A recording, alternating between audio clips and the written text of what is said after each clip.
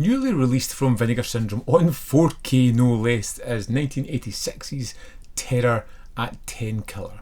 A movie that makes you go, why is this on 4K? Like, but that's not rhetorical, that's a serious question. Why is this on 4K disc? It doesn't need to be. It's just a case of putting something else in that format just for the sake of it. Terror at Tenkiller is a slasher film that kind of lacks any teeth. It doesn't have any bite to it. We follow Leslie and Jenna, two characters at the start of this one. Well, I'm kind of skipping ahead. There is a really great kill at the start of this one. On a beach, a man brutally cuts the throat and attacks a woman. Fooled me into believing I was getting something fantastic after this. Oh, it's neat, huh? It's beautiful. But what a strange name for a lake. I guess it is. We followed Jenna, Leslie, two women at school who want to get away from it, who decide to go out to Tenkiller Lake. Why would you go to a place called Tenkiller? I have no idea, but they do anyway. They go out there, they meet a couple of people, and they are stalked and assaulted. This is one of the movies where not a great deal happens. It's a kind of hangout movie for the majority of it. You have 3 deaths, you get some side boob along the way, and that's about the height of what we get in this one. It is rather pedestrian the way it goes along its business, and for the most part the hangout sequences were ones that I genuinely enjoyed. And I've always felt, I don't know, like the lake is special.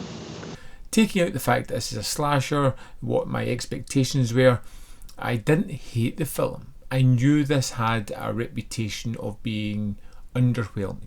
With those expectations, I went in expecting that kind of languid pace, long moments without kills, but most of the time I kind of enjoyed the characters. I kind of enjoyed the conversations and what they were up to. A lot of dirty old men out here with nasty minds. Guess I'll have to keep an eye on them. Shit, maybe I'll keep 2 eyes on them. It breaks the mould in a certain way with the killer. We know who that is early on.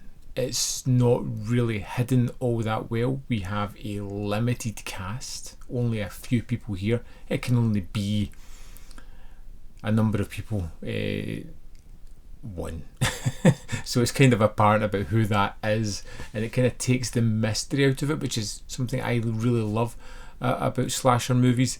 It has some low budget aesthetic things as well. You know, you kind of see at the start when the girl goes in for a shower, somebody jumps out and gives her a fright, and you can quite clearly see that she's wearing white underwear in the shower. The way they framed it, the way they kind of moved about, it didn't have that understanding of kind of blocking it out, of not letting that eke into the film.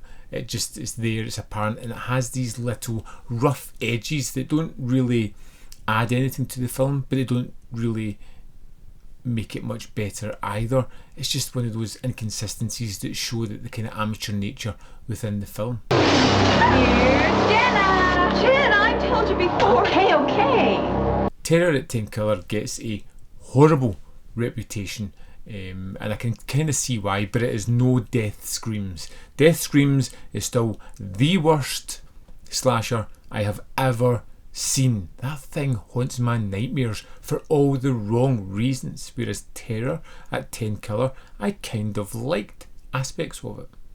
Would I rush back to check it out again?